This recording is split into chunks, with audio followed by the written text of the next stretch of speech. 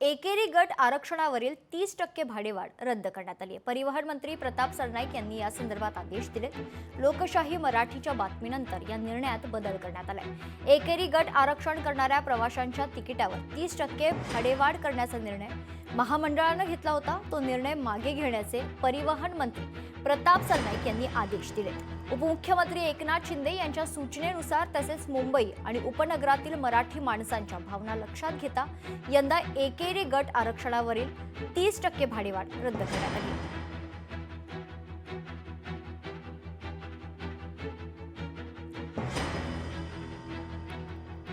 या संदर्भात सविस्तर चर्चा करूयात। आपल्या सोबत कोकणवासी प्रवासी संघटनेचे अध्यक्ष दीपक चव्हाण जोडले जात आहेत।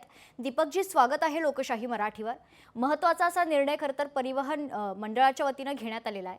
आपली सर्वात आधी प्रतिक्रिया काय आहे? हा खऱ्या अर्थाने लोकशाहीचा विजय आहे। कारण ही पहिली बातमी लोकशाहीने लावली हो, आणि ह्याचा कुठेतरी इफेक्ट झालेला आहे आणि हा लोकशाहीचा विजय आहे। म्हणजे लोकशाही आहे अजूनही आपल्या देशामध्ये, हे अजूनही सिद्ध झालेलं आहे। आणि वास्तविक ही 30% भाडेवाढ लावणं मुळातच चुकीचं होतं। म्हणजे कोणत्या पद्धतीत लावली ही गोष्ट वेगळी, पण चुकीचं होतं आणि लोकांना नाराज करण्यासारखं होतं। आणि ही भाडेवाढ करण्यासाठी आपण पहिला जो आम्ही आवाज उठवला आणि हा लोकशाहीच्या माध्यमातून पुढे गेला आणि मग बाकीच्या सर्व प्रसिद्धी माध्यमांनी त्याला खूप प्रसिद्धी दिली आणि ह्याचा इफेक्ट 24 तासाच्या आत त्यांना भाडेवाढ रद्द करावी लागली।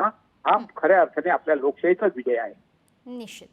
दीपकजी, खरं तर एसटी महामंडळ गेल्या काही महिन्यांपासून तोट्यात आहे अशा बातम्या वारंवार समोर येत असतात। मात्र त्याचा फटका प्रवाशांना बसू नये याची कुठेतरी खबरदारी सरकारच्या वतीने घेणं खूप महत्त्वाचं आहे।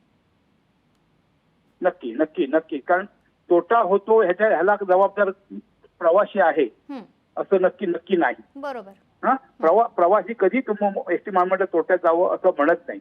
कारण आता ग्रुप पद्धत ही जी आहे, ग्रुप पद्धतीमध्ये काय होतं, आम्ही जेव्हा ग्रुप पद्धत का काढली तर एसटी महामंडळ तोट्यात जाऊ नये।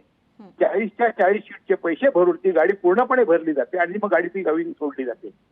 पण विंडोवर लावली जर गाडी असेल तर त्याची पूर्ण भरेल याची खात्री नसते। पण हा जो जेव्हा लक्षात आला आमच्याकडे तेव्हा आम्ही सांगितलं की ग्रुप पद्धतीने गाडी काढून जेणेकरून यांचा तोटा कमी होईल।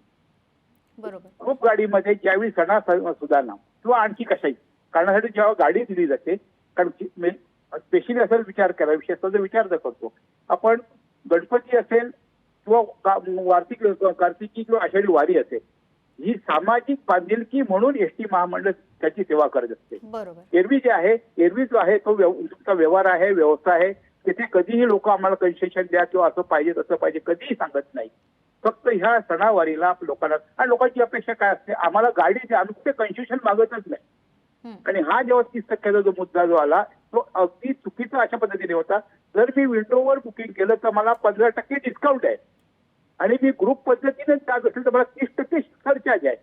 म्हणजे हा हिशोब मला कुठेही अजूनही समजला नाही आणि म्हणूनच आम्ही ह्या विरोधात होतो की आपल्याला 30% भरायचे नाहीत।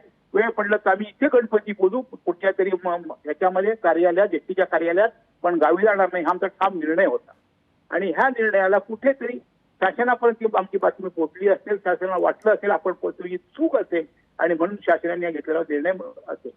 निश्चित। एकंदरीतच या निर्णयानंतर लोकशाहीच्या आणि आपल्या लढ्याला खरं तर यश मिळालेलं आहे। दीपकजी, धन्यवाद आपण दिलेल्या आपल्या प्रतिक्रियेसाठी। लोकशाही मराठी ऐका, पहा, जागरूक रहा।